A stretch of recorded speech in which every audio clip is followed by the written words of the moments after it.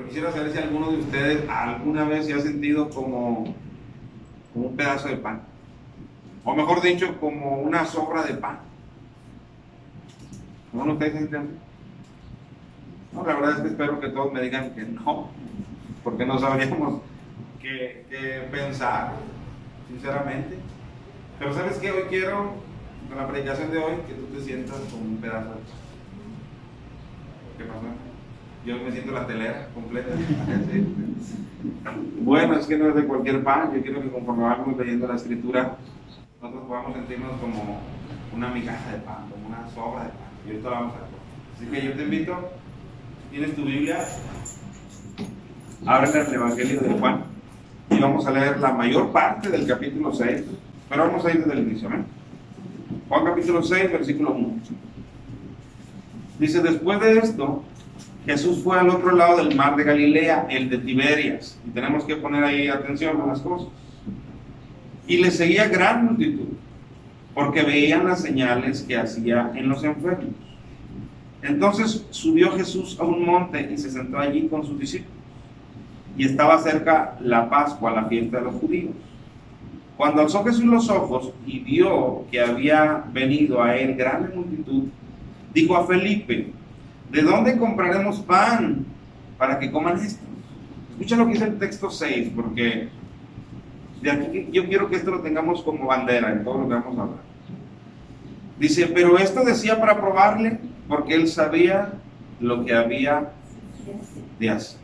Si vamos a comenzar en el contexto, como yo decía el lunes, hermano, es bien indispensable para la comprensión de la palabra de Dios que tú vayas leyendo con calma, que ya sea mentalmente o como lo hicimos el lunes, por escrito, vayas separando lo que un texto dice para que tú lo puedas entender mejor. Por ejemplo, aquí en este versículo 1 nos habla del lugar en el que se llevaron a cabo los acontecimientos. Sin que nadie vuelva a leer el primer texto, ¿dónde se llevaron a cabo los acontecimientos? En el mar de Tiberias. Fíjese bien, en el mar de Tiberias, es un mar nuevo, que no está en la escritura porque es en el mar de Galilea, en la región de Tiberias. Entonces es bien interesante que nosotros vayamos leyendo con calma la palabra de Dios, que nos metamos, que nos sumerjamos a la palabra de Dios. Había un mar, el mar de Galilea, y había un lado del mar, el otro lado del mar, diferentes puntos. Bueno, dice aquí que todo esto ocurre, dice cuando van a el lado del mar de Galilea que se llama el de Tiberias, porque ahorita vamos a mencionar otro lado de ese mar cuando se regresa. Dice: después de esto Jesús fue al otro lado del mar de Galilea, el de Tiberias. Nos da a entender que estaba al lado opuesto, un lado, y camina o avanza hacia el otro lado, Tiberias. Dice: y le seguía gran multitud. ¿Por qué le seguían, hermano? Bueno, el texto no lo revela.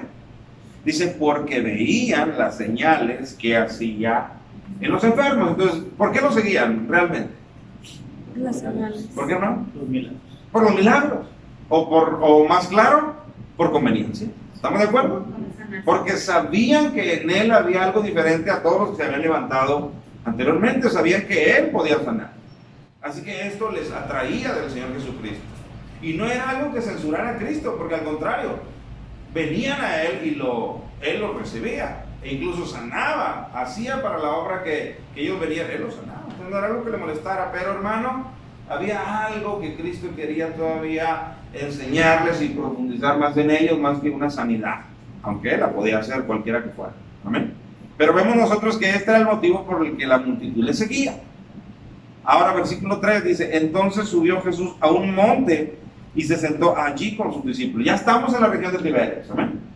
Ahí había un monte, él se sube, como en otras ocasiones la palabra nos da testimonio, como el sermón del monte. Él está en el monte, él está sentado, ahí están sus discípulos. Ese es el escenario, ¿amén? Dice el siguiente versículo: y estaba cerca la Pascua, la fiesta de los judíos. Si tú te fijas, ese es un comentario del escritor adicional. No tiene nada que ver con lo que estamos hablando, pero es un comentario. ¿Por qué? Porque algo nos quiere decir. ¿Qué te puedes imaginar que nos quiere decir el escritor cuando él aborda este comentario y dice: estaba cerca la fiesta de los judíos, llamada Pascua? Para ver el tiempo. Pudiera que ser. se realizó eso. Pudiera ser más o menos para darnos una ubicación del tiempo, pero hay otro. En la celebración de la Pascua, Dios les ordenaba que compraran pan sin levadura. Amén. Panes sin levadura, eso era algo del contexto de la fiesta. Pero hay otra cosa que nosotros podemos ver conforme vayamos leyendo la escritura. Nosotros vamos a leer la escritura y dice que la multitud era aproximadamente como 5,000 personas. Dice, y eso contando únicamente los hombres, sin contar las mujeres, sin contar los niños. Básicamente brincaban los 7,000, los 8,000 personas. ¿Por qué había tanta gente? Porque estaba cerca la fiesta de los judíos, la Pascua, y en ese momento las multitudes que vivían en otros lugares tenían que acercarse, tenían que moverse, aunque no estamos en Jerusalén, pero es el contexto que nos da un poquito Juan, para que veamos a esas multitudes, de dónde salían. ¿Estamos de acuerdo?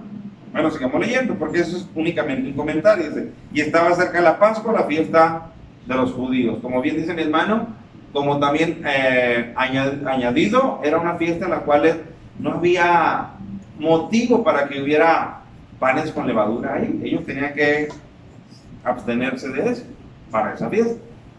Versículo 5. Cuando alzó Jesús los ojos y vio que había venido a él gran multitud, dijo a Felipe, ¿de dónde compraremos pan para que coman estos? Y tengo que leer el siguiente versículo antes de abordarlo. Dice, pero esto decía para probarle. Y a mí me gusta, hermano, porque dice, porque él sabía lo que había de hacer. Aunque le está haciendo una pregunta a Felipe disimulada. Oye, Felipe, ¿qué haremos? ¿De dónde compraremos pan? ¿Dónde estaban, hermano? En el llano. En el mar. ¿Tú te imaginas ahí una panadería express que estuviera sacando bolillo a esa hora? ¿Sí? ¿Cuántos quieres? No, pues no traemos más que 200 denarios. Porque Felipe es la medida que él pone. Dice, si tuviéramos, está especulando, si tuviéramos 200 denarios, ni siquiera con eso alcanzaría para darle una probadita. Es lo que va a decir el denario. Bueno, yo quisiera nada más que ahí comparáramos un poquito el pasaje paralelo que se encuentra en Mateo.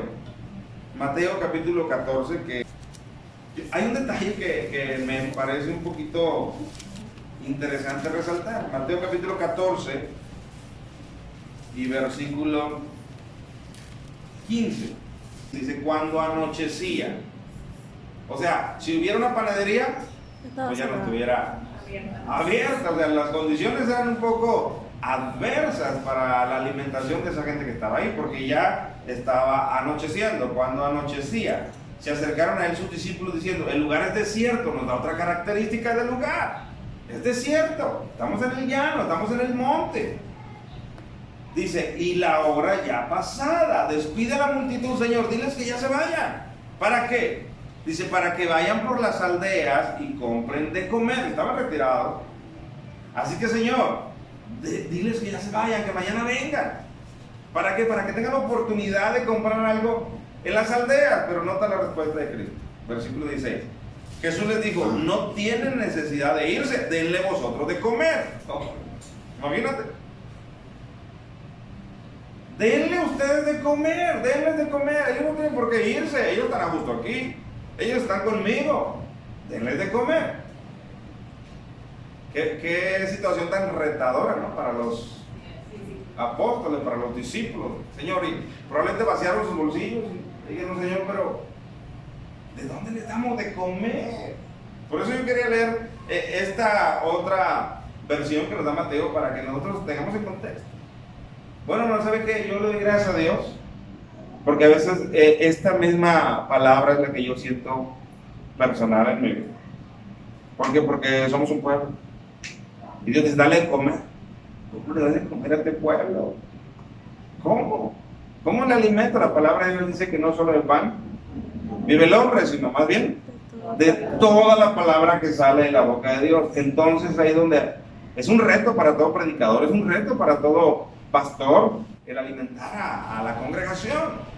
Pero gloria a Dios, hermano, que cuando Cristo les dice denle ustedes de comer, no les está diciendo usen sus propios recursos. Él les está diciendo permítanme poquito, yo les voy a dar a ustedes y ustedes lo que tienen que hacer solamente es pasar el recurso que yo les he dado. Porque si tú puedes seguir leyendo en esa versión de Mateo, dice, y ellos le dijeron, no tenemos aquí sino cinco panes y 2 peces. Y él dijo, traédmelos acá. Y luego él hace la multiplicación. Pero vamos a regresarnos al Evangelio de Juan.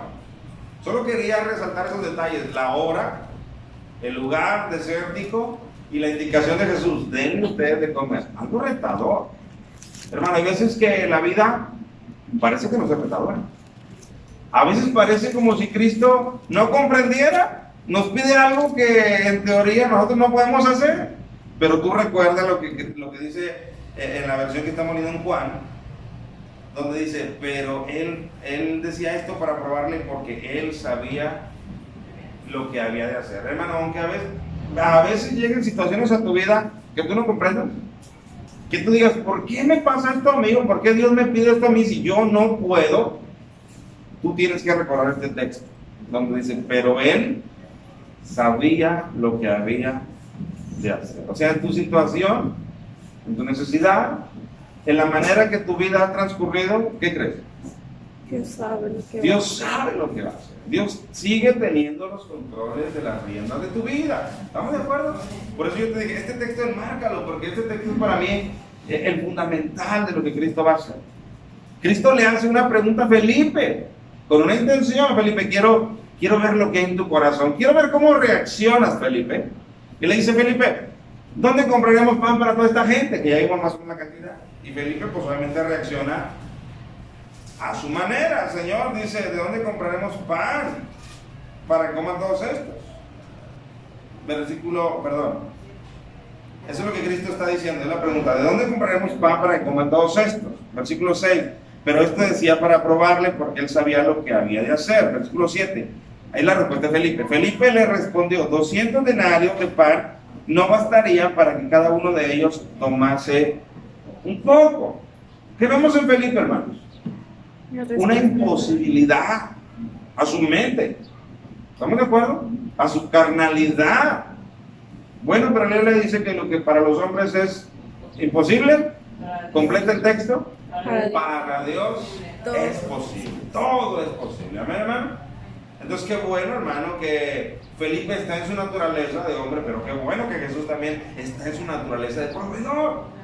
Y solamente está viendo qué respuesta va a dar Felipe. Y luego, en el siguiente versículo, dice, uno de sus discípulos, Andrés, hermano de Simón, le dijo, me detengo ahí, hermano, ¿cuántas veces has oído hablar de Andrés?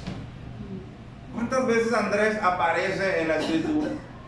Nosotros oímos hablar de Pedro, nosotros oímos hablar de Juan, de Mateo, sabemos que él era un publicano. ¿Y Andrés? ¿Qué sabemos de Andrés, hermano? Que era un discípulo. ¿Y qué más? Fíjate, ¿qué hermano? Era pescador. Casi siempre los textos que hablan de Andrés, casi siempre lo ligan con su hermano Pedro. Fíjate cómo ni siquiera estamos tocando a Pedro, pero dice uno de sus discípulos, Andrés, y ahí va el apellido, hermano de Simón Pedro. Parece que Andrés era un personaje secundario, de los que no hacen mucho ruido, de los que no llaman la atención. Es más, hermanos, yo no creo haber hecho alguna predicación algún día específicamente de Andrés, de un análisis del personaje de Andrés. ¿Verdad que no? Porque es muy poco lo que se conoce de Andrés. Pero lo que se conoce es valioso. ¿Por qué? Porque es Andrés, hermano, el único que en ese momento, cuando Felipe tiene una imposibilidad en su mente, dice, Señor, ni con 200 denarios, si transportáramos, hermano, el valor del denario a nuestra actualidad, pues sería una gran cantidad. Un denario era lo que se ganaba como jornal en un día, como lo que llamaríamos ahora salario mínimo. ¿Estamos de acuerdo? Dice, no se completaría. En la mente de Felipe hay una imposibilidad, pero en la mente de Andrés, ¿qué es lo que ocurre? Porque Andrés le dijo, versículo 9, aquí está un muchacho que tiene 5 panes de cebada y 2 pececillos. Dice, mas, ¿qué es esto para tantos? ¿Qué estaría pensando Andrés, hermano, para hacer esa sugerencia? ¿Qué te imaginas que pudiera estar pensando Andrés? Porque él, por un lado, dice, esto es muy poco, ¿qué tanto es? Pero ¿por qué se atreve a decirle, señora, que hay un joven que tiene 5 panes y 2 pececillos? Sabe que Jesús. Bueno, quizás la imposibilidad en la mente de Felipe, quizás en Andrés era, bueno, pero hay una ligera posibilidad porque aquí hay unos cuantos panes y unos cuantos peces, pero no es lo que haya, es el que está del otro lado. Amén. Es el que viene sanando a las multitudes, por eso lo vienen siguiendo. ¿No tendrá poder para hacer algo? Bueno, probablemente en el corazón de Andrés un rayito de esperanza empezó a brotar. Y digo un rayito porque es como que se anima y como que se agüita él mismo. Se anima porque se atreve a decir, Señor, aquí hay un joven que tiene 5 panes y 2 peces, pero él se agüita porque dice, pero pues en realidad, ¿qué es esto para tal? Bueno, déjame decirte, déjame recordarte, hermano, que más vale poco en la mano de Dios que mucho, que todo sin su bendición. Y si no me lo crees, pregúntale a aquella viuda que nos narra en los tiempos de Elías. ¿Te acuerdas de aquella viuda? Dice que había un gran hambre en la tierra. Dice que aquella viuda, hermano, salió una tarde a buscar leña. ¿Te acuerdas para qué? Para hacer una torta porque tenía un hijo. Y porque solamente le quedaba la cantidad para hacer un panecito, mitad para su hijo, mitad para ella, y luego dejarse morir del hambre tan fuerte. Y en eso que ella anda buscando la leña, hermano, llega un profeta de Dios llamado Elías y le dice, mujer, traigo mucha hambre, dame algo de comer. Imagínate qué petición. Y le dice a aquella mujer, ay, muchacho, apenas ando buscando las varitas para hacer la última torta que nos queda y nos vamos a dejar morir. Y Elías le dice, bueno, está bien, hazlo, pero tráeme primero. Y la mujer creyó y fue y lo preparó. ¿Y sabes qué? Cuando le trajo la torta, volvió a meter la mano a donde tenía la tinaja de harina y sacó. Y tenía un chorrito de aceite y lo vació. Y metió la mano y salió. Y sabe que muchos días, dice la Biblia, muchos días, esa tinaja no se vació y ese aceite no se escaseó. ¿Por qué, hermano? Porque es mejor poco en las manos de Dios, hermano, que mucho sin su bendición. ¿Estamos de acuerdo? Por eso, como que un rayo de esperanza nace en el corazón de Andrés cuando dice, Señor, aquí hay un joven que tiene 5 panes y 2 pececillos, pero me sigue pareciendo muy poco, pero al menos ya avancé más que Felipe.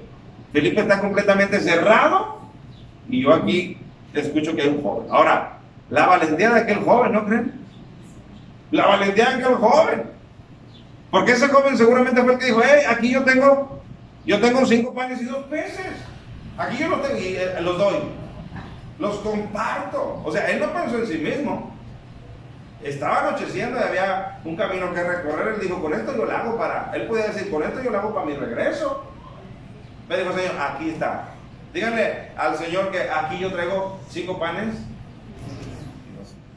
Qué bonito es, hermano, cuando tú puedes compartir lo que tú tienes, aunque sean solo panes y todo. Aunque sea aparentemente poquito, pero lo puedes disponer para que alguien más pueda ser bendecido. ¿No es así? Bueno, vamos a ver qué es lo que hace Jesús. Vamos a ver si Jesús lo rechaza y dice, sí es cierto, ¿qué va a hacer eso entre tanta gente? Ya mejor vayan. Vamos a ver la respuesta de Jesús. Dice el versículo 10. Entonces Jesús dijo, haced recostar la gente. Y había mucha hierba en aquel lugar, y se recostaron como en número de 5,000 varones. Ahí está, 5,000 personas, nada más hombres, más las mujeres, más los niños. ¿Estamos de acuerdo? Fácil, 7,000, 8,000 personas. Y Cristo les pide que los hagan recostar. ¿Por qué? Bueno, porque nosotros ya leímos que Él sabía lo que iba a hacer. Él tenía claro lo que Él iba a hacer. ¿Estamos de acuerdo? Y una vez que los hace que se recuesten y los hace que se pongan cómodos, por decirlo de alguna manera, entre lo que se podía. Dice, tomó Jesús aquellos panes y habiendo dado gracias, los repartió entre los discípulos. Ahí está lo que yo le decía. Cuando les dijo en Mateo, hey, denle ustedes de comer, no les está diciendo, denles con sus propios recursos de comer. Él les está diciendo, yo soy el que me voy a encargar de los recursos y ustedes se van a encargar de esparcir. No le des por eso, ¿no? Déjame te digo una cosa, Él sigue haciendo lo mismo. Para evangelizar, siguen siendo sus recursos, su palabra, su evangelio, su poder, su espíritu, pero nos sigue utilizando a nosotros para que nosotros repartamos lo que Él nos ha dado. ¿No dice un texto, da de gracia lo que de gracia recibiste? Bueno, Él sigue hablando de la misma manera. Quisiera que volviéramos otra vez al texto para leerlo, porque hay otro detalle que no menciona Juan, pero yo sí quiero que usted lo vea en Mateo. Dijimos que estábamos en Mateo, capítulo 14 y versículo, déjame te digo, el 19. Veamos el detalle que nos dice Mateo, porque Juan no nos los cuenta. Mateo 14, 19. Dice, entonces mandó a la gente recostar sobre la hierba. Estamos en el mismo punto. Y tomando los 5 panes y los 2 peces, y levantando los ojos al cielo, a mí me gustaría que tú estuvieras imaginando al Señor Jesucristo. Tomó los panes, tomó los peces, levantó los ojos al cielo, como mirando a su Padre. Y escucha lo que dice, o más bien lo que dice el texto. Dice, levantando los ojos al cielo, dice, bendijo y partió. ¿Qué cosa? Los panes, o sea, los bendijo. Es que eso no nos lo cuenta Juan, pero Mateo dice que Él los bendijo. Amén. Bendijo y los partió. Y los dio, y dio los panes a los discípulos y los discípulos a la multitud. Pero yo quiero que quede bien claro, hermano, que Cristo, según lo que dice Mateo, los bendijo. Lo que dice Juan, volvamos a Juan, versículo 11 del capítulo 6. Dice, y tomó Jesús aquellos panes y habiendo dado gracias. Juan solamente nos cuenta que dio gracias, pero Mateo añade que no solo dio gracias, dice que los bendijo. ¿Estamos de acuerdo? Y habiendo dado gracias, los repartió entre los discípulos y los discípulos entre los que estaban recostados. Asimismo de peces, y escucha lo que dice, cuanto querían.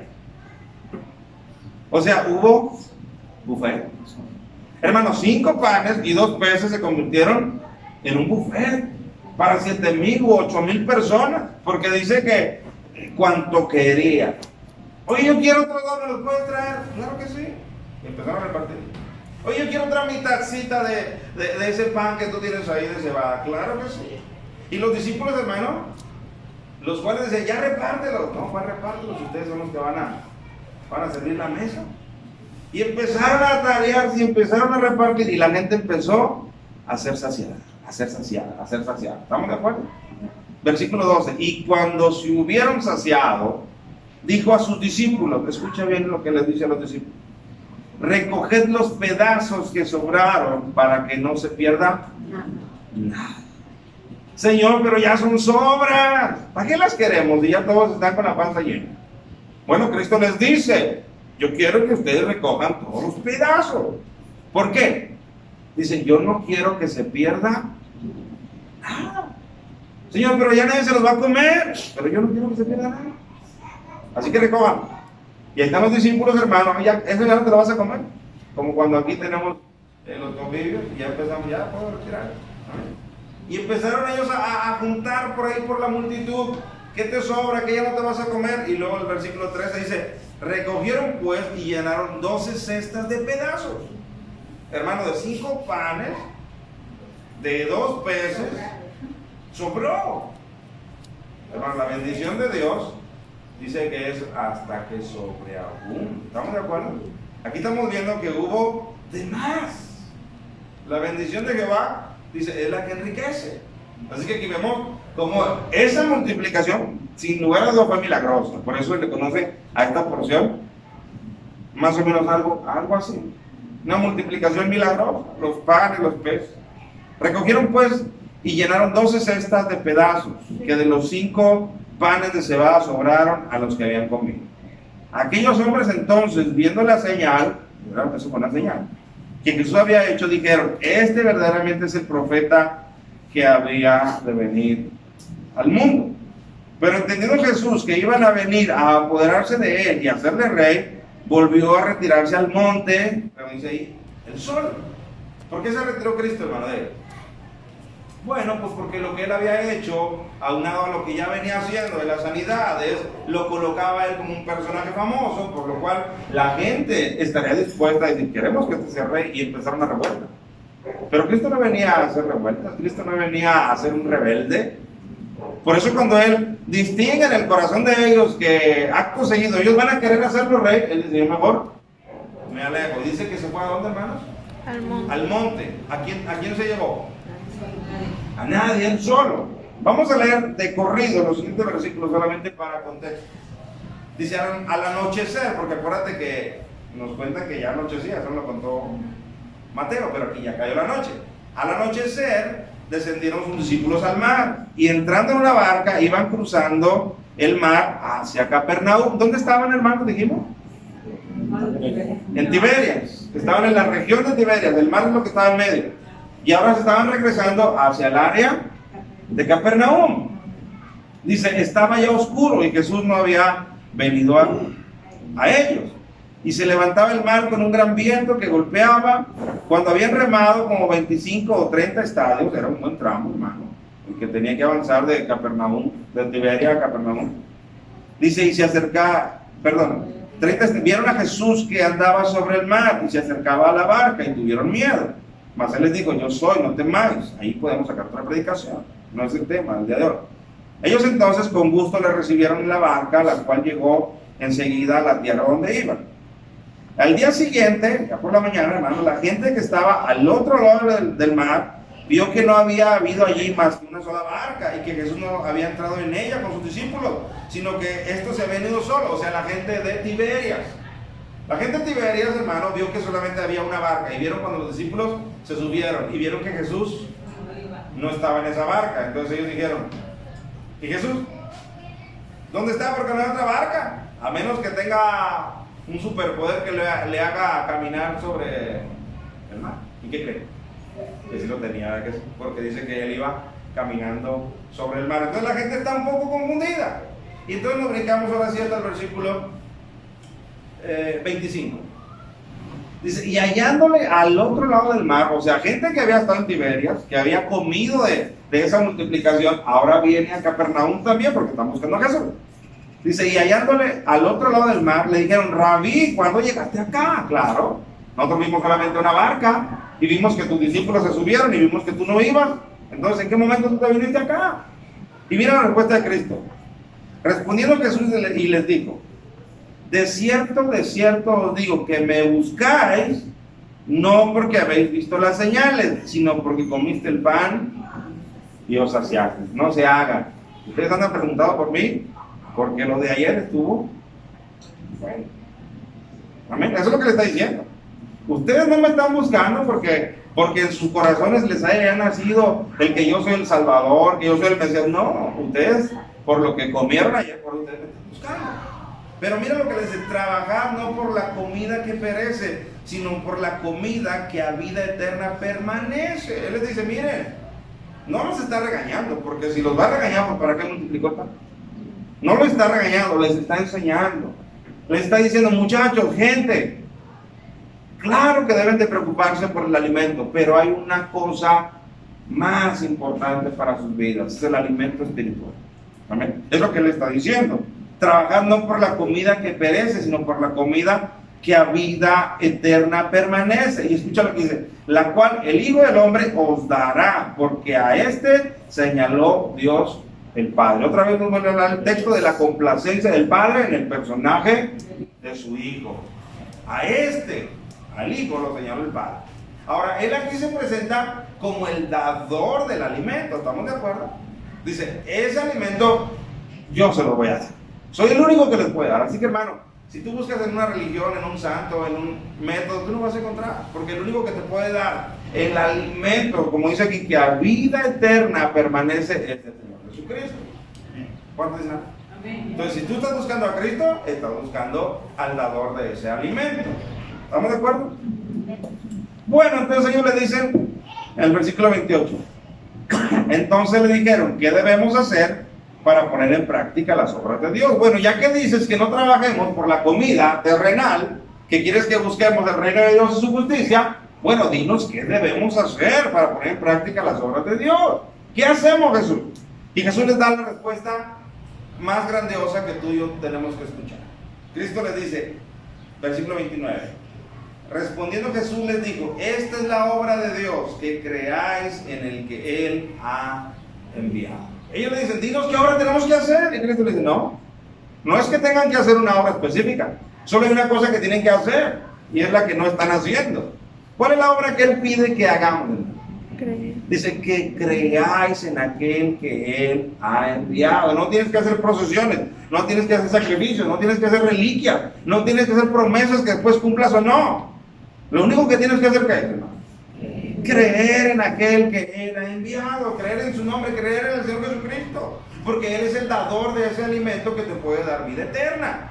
Hermano, todo el contexto de la multiplicación es una preparación del terreno que Cristo ha venido haciendo desde un día para atrás, porque a donde los quiere llevar es al alimento espiritual que Él es el único designado para darles para vida eterna. Por eso ha preparado todo el contexto de aquella multiplicación para hacerles en ellos la necesidad del alimento y luego decirles, hay un alimento mejor que ustedes tienen que buscar, y ese alimento suyo. Amén, hermano. Esto es una seguidilla de lo que Cristo quiere hacer, pero aquí no termina. Vamos a seguir leyendo unos cuantos versículos más. Versículo 30, le dijeron entonces, ¿qué señal pues haces tú para que veamos y te creamos? ¿Qué obra haces? ¿Cómo tú ves esa pregunta? ¿Quién era esta gente, hermano? Con los que le vean. Eran los que comieron del milagro que hizo anoche apenas. Y le están diciendo así con las manos aquí, así ufanamente. ¿Y qué señal haces tú para que nosotros creamos? ¿Cómo? Todavía traes en la panza lo que multipliqué como señal anoche. Que tú viste que de 5 panes y de 2 peces mi poder multiplicó para que tú te saciaras. O los limité, podría decir escrito. No. Coman cuando quieran. Y ahora me preguntas, ¿qué señal hago? Hermanos, ¿cuántas veces nosotros somos así? ¿Cuántas veces Dios nos muestra su amor y su misericordia y su compañía y su fidelidad? Y la siguiente que nos sentimos acosados por la duda, como Juan el Bautista, decimos, Señor, ¿dónde estás? Porque yo no te siento. Señor, ¿por qué no me escuchas? Señor, ¿por qué no contestas mi súplica? No, mis amados hermanos, Él está en todo momento. Esta gente disfrutó de la comida, del alimento, vio el milagro, vio la señal, y ahora le están diciendo, ¿qué señal haces para que creamos en ti? Wow. Somos muy olvidadizos, ¿verdad que sí? Desafortunadamente esa es una manera de ser del ser humano. Somos olvidadizos de lo que Dios hace, pero si alguien nos hace algo, eso es muy difícil de que nosotros lo olvidemos. ¿Estamos de acuerdo? Bueno, sigamos leyendo.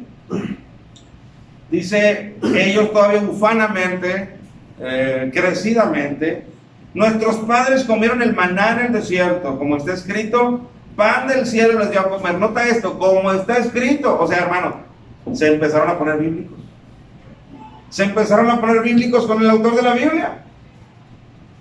Está escrito, pan del cielo les dio a nuestros padres. Y la respuesta de Cristo es, de cierto os digo, no os dio Moisés el pan del cielo. Eso que cayó del cielo, ¿a qué se refiere?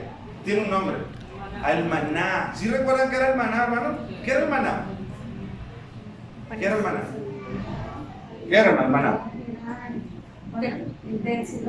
Del cielo. Era el alimento que Dios proveó durante los 40 años que su pueblo anduvo en el desierto. ¿Estamos de acuerdo? Entonces era una provisión milagrosa de Dios. Por eso los discípulos decían, ese era el pan que Dios le dio a nuestros padres. Y Cristo dice, no, ese no era el pan realmente que Dios quiere dar. Fíjate lo que dice Cristo. No os dio Moisés el pan del cielo, mas mi Padre os da el verdadero pan del cielo. ¿Quién es el pan del cielo? Él mismo. Dice, porque el pan de Dios es aquel que descendió del cielo y da vida al mundo. Y esto les agradó, porque nota su respuesta. Le dijeron, Señor, danos siempre de ese pan. ¿Dónde está ese pan? Hazlo llover. Y Cristo les dice, yo soy el pan de vida. El que a mí viene nunca tendrá hambre, y el que en mí cree no tendrá sed jamás. Y te digo una cosa, amado hermano, ese es el mismo ofrecimiento de Cristo hacia tu vida. Fíjate cómo Él te dice, el que a mí viene nunca tendrá hambre. Hermano, ¿el hambre es algo agradable? El hambre no es nada agradable. Pero Cristo dice, yo soy el pan. Yo soy el pan vivo que descendió del cielo. Yo puedo darte tu saciedad, yo puedo sanar tus heridas, yo puedo librarte del pasado, yo puedo hacer algo diferente en tu vida porque yo soy el pan vivo. Porque Él dice, nunca tendrá hambre y el que cree en mí no tendrá sed. Y nota, dice jamás. Con todo el preámbulo de lo que Cristo hizo un día antes, los quiere llevar a esto, a decirles, yo soy el que puedo saciar tus necesidades más profundas, más básicas, más vitales, más esenciales. Yo y nada más yo. Eso es lo que Él les quiere decir, amados hermanos. Amén. Por eso Él permite que ellos mencionen el maná como referencia. Y no, ese no era el pan vivo, ese era el sustento que Dios les dio, pero yo soy el pan vivo que descendió de los cielos. Sigamos leyendo, porque se va a seguir poniendo más interesante. Mas os he dicho que aunque me habéis visto, no creéis. Fíjate. Y claro, ella le estaba pidiendo la señal cuando les acaba de dar una señal un día antes de que Él era alguien diferente. Todo lo que el Padre me da, vendrá a mí. Escucha bien. Todo lo que el Padre me da, vendrá a mí. Y el que a mí viene, dice, yo no le echo fuera. Es una promesa maravillosa. Si tú te acercas a Cristo, nunca te va a cerrar la puerta en la cara, nunca te va a reprochar nada del pasado, nunca te va a exigir, nunca te va a confrontar, nunca te va a decir, y cuando te llamé, ¿por qué no me escuchaste? No, dice, porque todo el que viene a mí, ¿qué dice, hermano? Yo no le echo fuera. Así que, amados hermanos, en eso tenemos que parecernos a Cristo. Todo el que venga a esta iglesia, todo el que venga a tu vida, ¿qué hay que hacer? ¿Qué hay que hacer, hermano? Abrázale. Pásale, bienvenido, siéntate aquí está tu familia, porque es lo que Cristo está testificando. ¿Estamos de acuerdo? Todo el que viene a mí, dice, yo no le he hecho fuera. Porque he descendido del cielo, parecido al maná. Porque he descendido del cielo, no para hacer mi voluntad, sino la voluntad del que me envió. Y escucha, porque en los siguientes 2 versículos, Él nos va a hablar de la voluntad para la que Él fue enviado. Por eso yo quiero que presten mucha atención. Vuelvo a leer ese versículo 38. Porque he descendido del cielo no para hacer mi voluntad, sino la voluntad del que me envió. ¿Quién me envió? Dios, el Padre. Está en el cielo en ese momento, ¿estamos de acuerdo? Él me envió, dice, voy a hacer la voluntad de Él. Dice, y esta es la voluntad del Padre, para que les quede claro a ellos y nos quede claro a nosotros la misión de Cristo. ¿Estamos de acuerdo? Así que aquí prestemos toda nuestra atención. Dice, y esta es la voluntad del Padre, el que me envió. Él lo recalca, el que me envió. Escucha la voluntad del Padre. Que de todo lo que Él me diere, no pierda yo nada, sino que lo resucite en el día posterior. Dice, esta es la voluntad de mi Padre. De todo lo que Él me acerque, de todo lo que Él atraiga a mi vida. Y sabes que tú fuiste atraído a Jesucristo porque el Padre te trajo.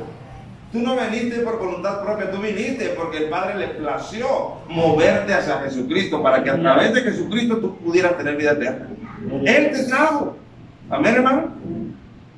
Hijas, Dios las bendiga. Dios les trajo.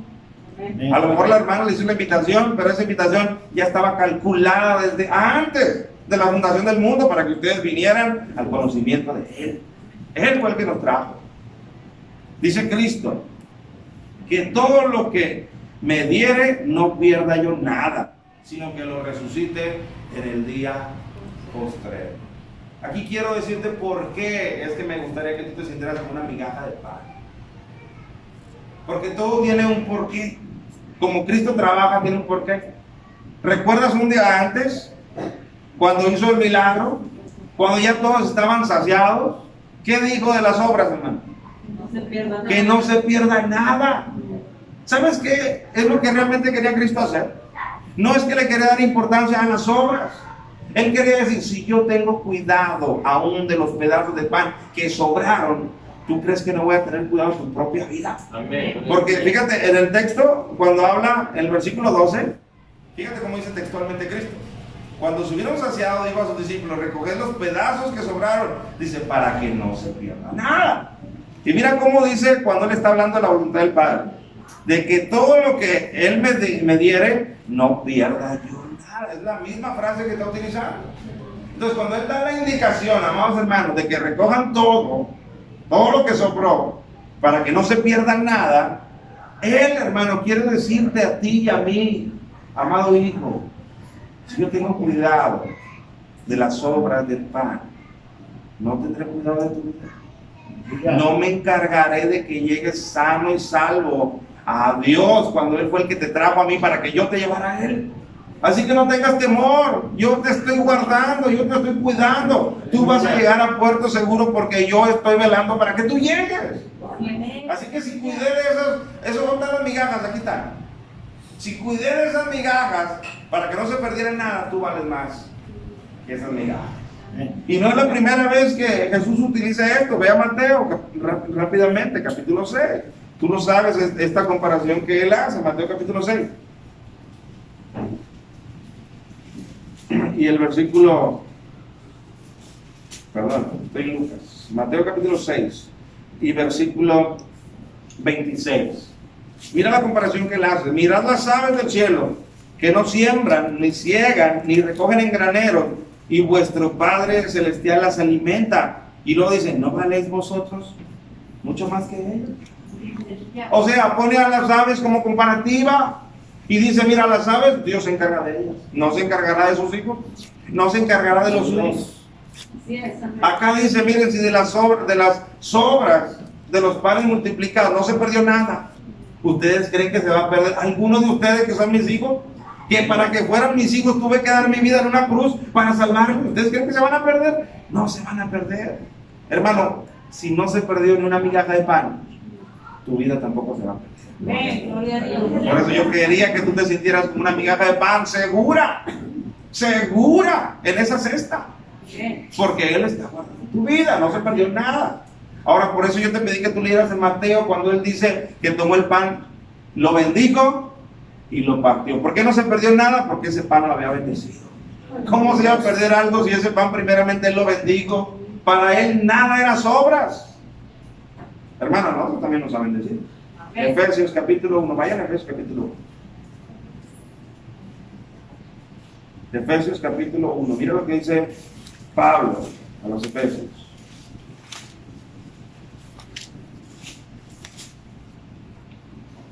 Y versículo 3. Dice Pablo, bendito sea el Dios y Padre de nuestro Señor Jesucristo. Y escucha lo que dice, que nos bendijo con toda bendición espiritual en los lugares celestiales en Cristo.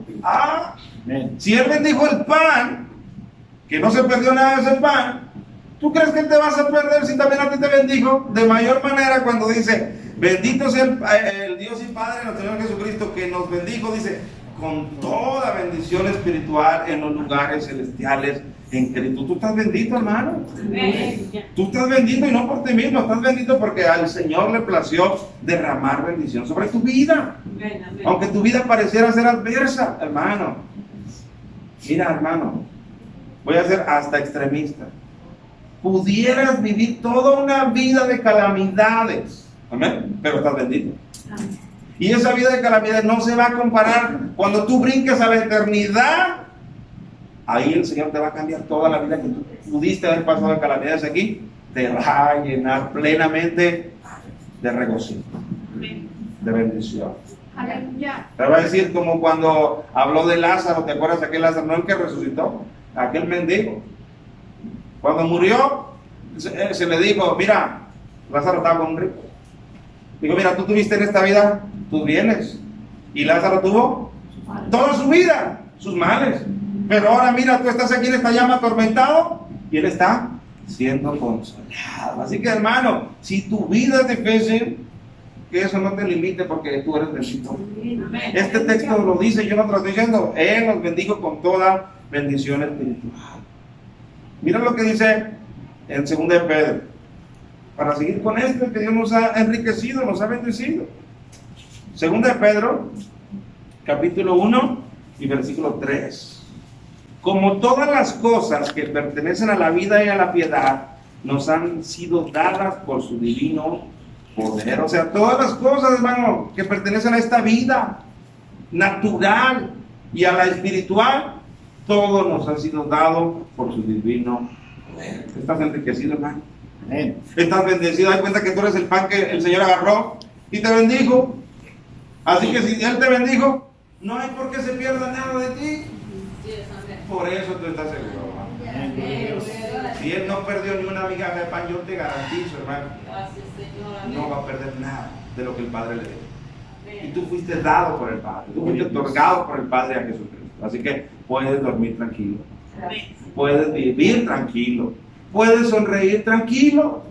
Amén, hermano. Cristo, aleluya. Volvamos nuevamente a Juan, porque estamos adentrándonos a la voluntad que el Señor Jesucristo está explicando del Padre. Vuelvo a leer. Estamos en Juan capítulo 6 y versículo 39. Y esta es la voluntad del Padre, el que me envió, que de todo lo que me diere no pierda yo nada, sino que lo resucite en el día postrero. Pero viene otro versículo, versículo 40. Y esta es la voluntad del que me envió. ¿Cómo? ¿Qué no era lo que decía en el versículo anterior? ¿Por qué vuelvo otra vez a mencionar? Y esta es la voluntad. Bueno, leámoslo. Y esta es la voluntad del que me envió, del que me ha enviado, que de todo aquel que vea al Hijo y cree en Él, tenga vida eterna, y yo le resucitaré en el día posterior. ¿Por qué menciona dos veces? Esta es la voluntad de Dios. Y luego dice otra vez, esta es la voluntad de Dios. Bueno, sencillo. Porque la primera dice, esta es la voluntad de Dios para mí. Fíjate cómo dice el primer versículo. Que de todo lo que me diere no pierda yo nada, sino que le resucite el día posterior. Esa es la voluntad de Dios para mí, Jesucristo. Pero después es la voluntad de Dios para ti y para mí. Dice que todo aquel que vea al Hijo, ahí estamos nosotros, que todo aquel que vea al Hijo y cree en Él, tenga vida eterna. Hermano, ¿cuál es la voluntad de tu Padre para ti? Que tengas vida eterna. A Él le plació elegirte para darte vida eterna. Y vida eterna no es solamente una vida que no termina. Vida eterna es la compañía del Dios creador. Eso es lo que Dios quiere dar. Una compañía con Él divina todo el tiempo. Y tú te fijas, los dos versículos terminan de la misma manera. Sino que le resucite en el día postrero, y el otro dice, y yo le resucitaré en el día postrero. O sea, esta voluntad partida en dos partes, una para Cristo y una para nosotros, se vuelve a unir otra vez en un mismo final. Y ese final dice Cristo que yo le resucite en el día postrero. Amén, hermano. Pues Cristo, hermano, con todo este preámbulo de un día antes de la multiplicación, ¿qué es lo que quiere hacer? Quiere decirles, gente, es buena la comida de aquí, es bueno el materialismo de aquí, es buena esta vida, pero hay algo que tú tienes que probar más excelente, y ese algo soy yo, dice Cristo. El día que tú me pruebes a mí, el día que tú me comas a mí, ese día tú te vas a sentir realmente satisfecho. Amén, hermano. Así que, hermano, ¿qué esperas para rendirte a Cristo? ¿Qué esperas? Hubo una gran confusión en los judíos cuando Cristo les empezaba a hablar de esto, porque unos versículos más adelante, en el versículo 52, dice, entonces los judíos contendían entre sí, diciendo, ¿cómo puede este darnos a comer su carne? Ellos no entendían. ¿Cómo vamos a comer su carne? No somos caníbales.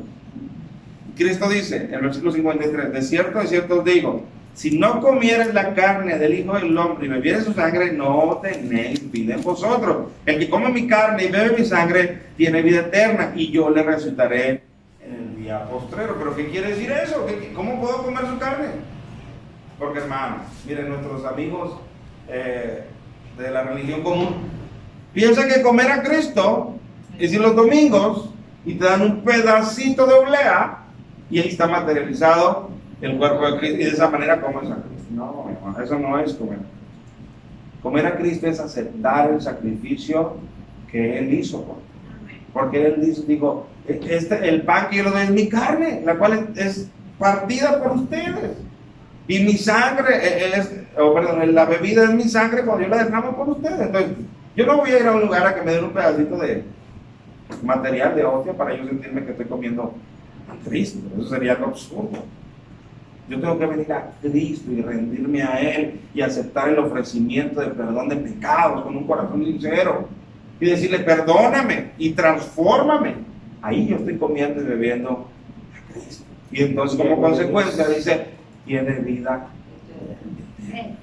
Así que, amados hermanos, yo quiero cerrar y quiero decir, en Dios hay seguridad. En Él hay seguridad. Así lo mostró en unos inertes pedazos de pan sin vida, pero bendecidos por Él. ¿Cuánto más nos lo mostrará en nosotros que tenemos vida? Que nos ha bendecido, que nos ha dado todo. A los corintios también les dice que en todo tienen todo don espiritual. O sea, amados hermanos, ahí donde tú estás sentada, quizás no te das cuenta, pero Dios ha hecho algo grandioso. Dios te ha bendecido a tamaño poder. Pero hace falta que tú lo sepas y hace falta que tú lo vivas. Amén. ¿Yo cómo me siento? Como una migaja de pan.